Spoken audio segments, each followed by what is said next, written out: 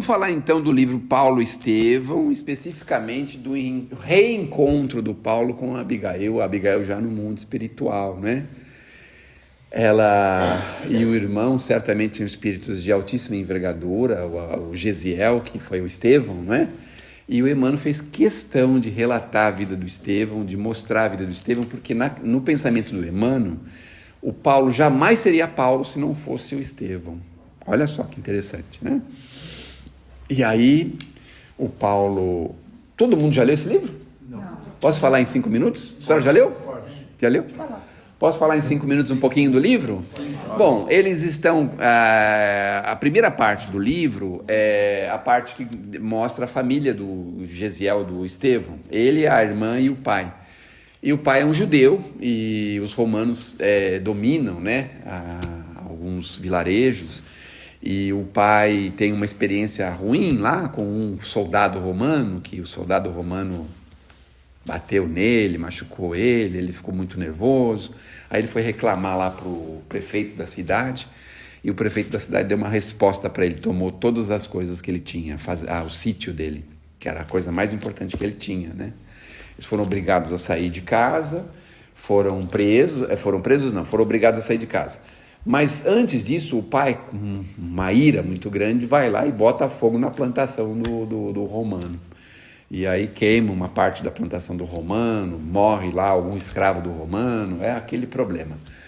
O Estevão, muito resignado, muito desenvolvido, procura remediar a situação, só que aí no dia seguinte, quando eles menos esperam, os romanos vão lá, levam eles para a prisão.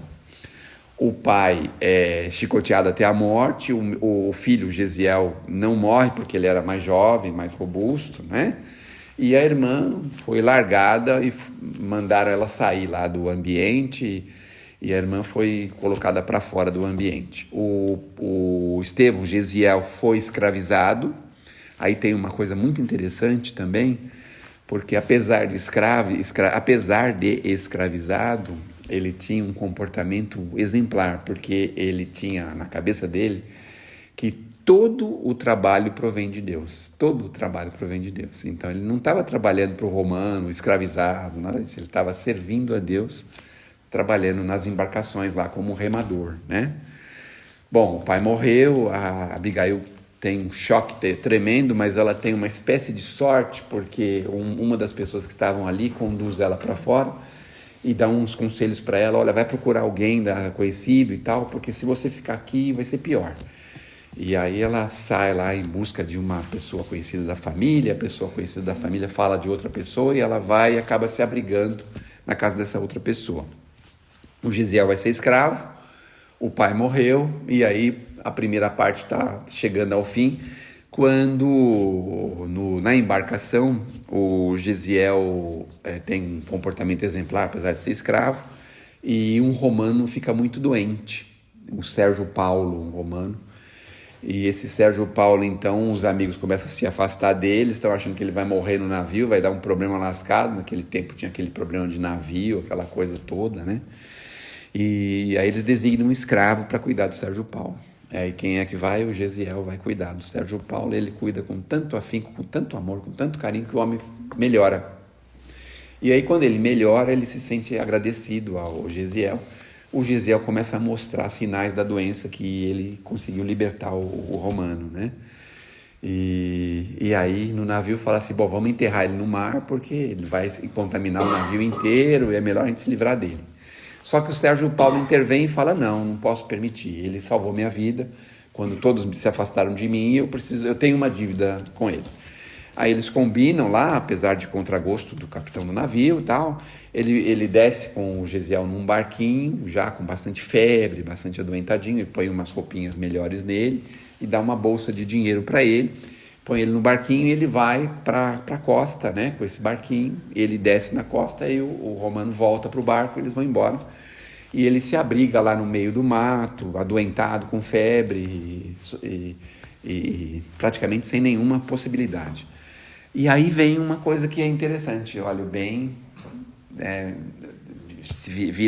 o mal vira num bem, porque ele está lá e de repente aparece malfeitores, acho que 1 ou 2 malfeitores, que pega uma faca para matá-lo, porque vê que ele tem uma bolsa de dinheiro, né? Pede todo o dinheiro, tudo que ele tem de valor. Aí ele pega e entrega a bolsinha de dinheiro e tal, conversa de uma forma amistosa com esses malfeitores. E os malfeitores, por qualquer motivo, pensam assim, tem um lugar aqui que tem a tal casa do caminho lá, que os doidos lá recebem qualquer pessoa. Ele está doente, vamos ver se eles recebem ele lá. E levam ele para a casa do caminho. Quem é na casa do caminho é o Pedro, né? E aí ele se interna na casa do caminho.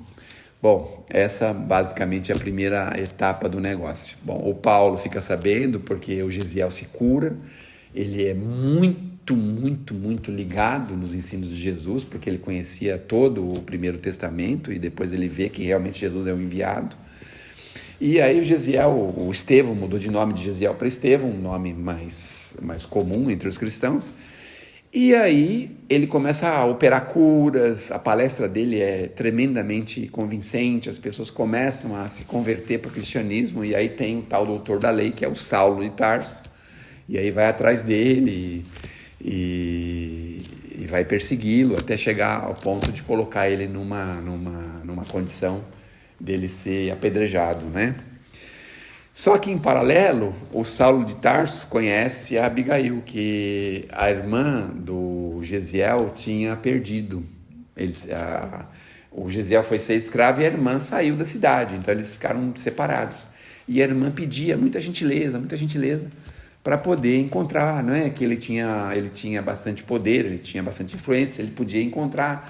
Aí ele vai, descobre o navio que ele estava, mas aí falaram que teve uma morte, jogaram morto no mar, pode ser ele, não sei o que e tal, né?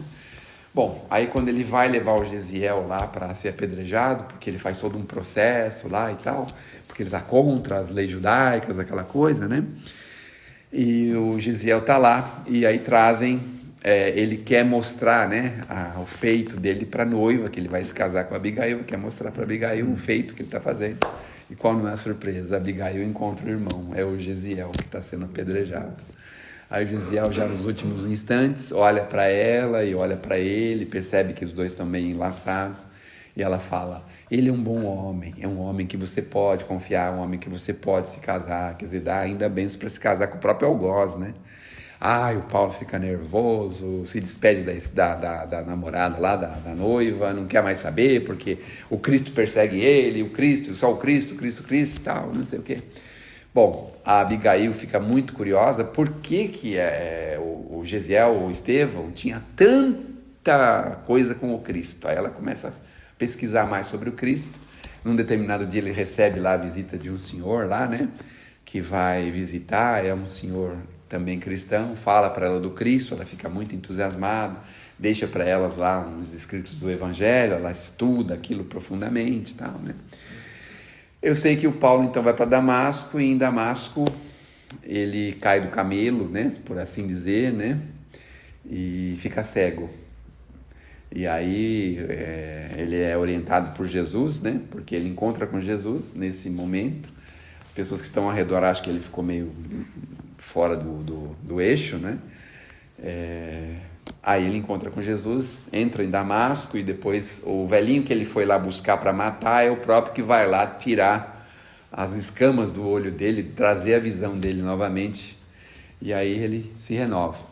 Bom, ele vai atrás da Abigail e encontra a Abigail muito adoentadinha, quase num leito de morte, né? E no fim a Abigail morre. E aí o Paulo, depois que conheceu Cristo, se internou no deserto, ficou lá por um tempo, e depois volta e quer trabalhar para o Cristo, apesar de ainda ser muito recente, ele é incompreendido, porque ele era muito doutor da lei, né? Aí ele passa um tempo e se interna no deserto, quando ele volta e tal.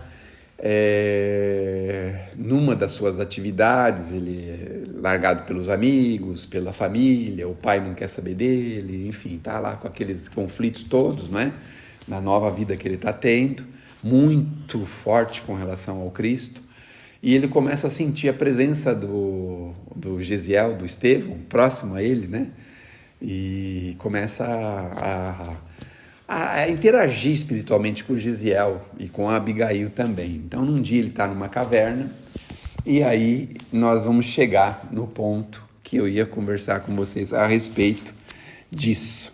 ele está lá, né, na caverna, e o que acontece? Ele vê a Abigail e o Gesiel entrando espiritualmente, né? Ele se desloca do corpo e vê entrando, ele fica muito feliz de ver, né? Assim, um pouco envergonhado com o Gesiel, porque na verdade ele que foi o causador da morte do Gesiel, mas o Gesiel na verdade tinha superado aquilo e já tinha até falado com ele sobre isso. E tem lá um colóquio, uma conversa, e aí eles vão se despedir. Quando vão se despedir, o Paulo quer continuar conversando com a Abigail, né? E aí quer falar sobre os projetos dele, as coisas dele. E ele faz, então, 4 perguntas para a Abigail. E a Abigail responde as 4 perguntas dele. A primeira pergunta que ele fala é o seguinte: o que fazer para adquirir a compreensão perfeita dos desígnios do Cristo? O que fazer para compreender os desígnios do Cristo perfeitamente? Como que a gente compreende o Cristo? Ela responde: ama. Só responde isso: ama. Mas ele fica: ai, meu Deus do céu, ela tem que falar mais coisa, não é possível, né? Aí ele pensa e faz uma segunda pergunta. Ah, tá bom, tudo bem, né? Mas como fazer para que a alma alcance tão elevada expressão de esforço com Cristo? E ela responde: trabalha. Olha as respostas dela. Mas ele não fica contente, porque ela é muito sintética, né? Muito sintética. Aí ele fala e continua falando: mas Abigail, meu Deus do céu, o que é isso? Não. E vai para a terceira pergunta. Mas que providência eu tenho que adotar contra um desânimo que de vez em quando me enche o coração de desânimo? Porque, imaginem, não é? O homem descobriu quanto ele estava errado, quantos crimes ele praticou. Porque não foi só assim, né? Quando você dá muito poder para uma pessoa, as pessoas que são ligadas a ele também abusam do poder. Não é só você que abusa, todas as pessoas que estão ligadas a você abusam também, né? E ele fala assim: mas como trabalhar esse desânimo destruidor? Ele fala assim: espera. Ama, trabalha, espera. Bom, ele queria saber um pouco mais, queria saber. Mas como é que eu posso conciliar as lições do Evangelho com a indiferença dos homens? E ela responde: perdoa. Olha só. Ama, trabalha, espera e perdoa. Olha só. Então, aí ele não conseguiu, porque foi se desfazendo, né? Foi se desfazendo. A Abigail foi sumindo, assim, pouco a pouco. Se desfez, né?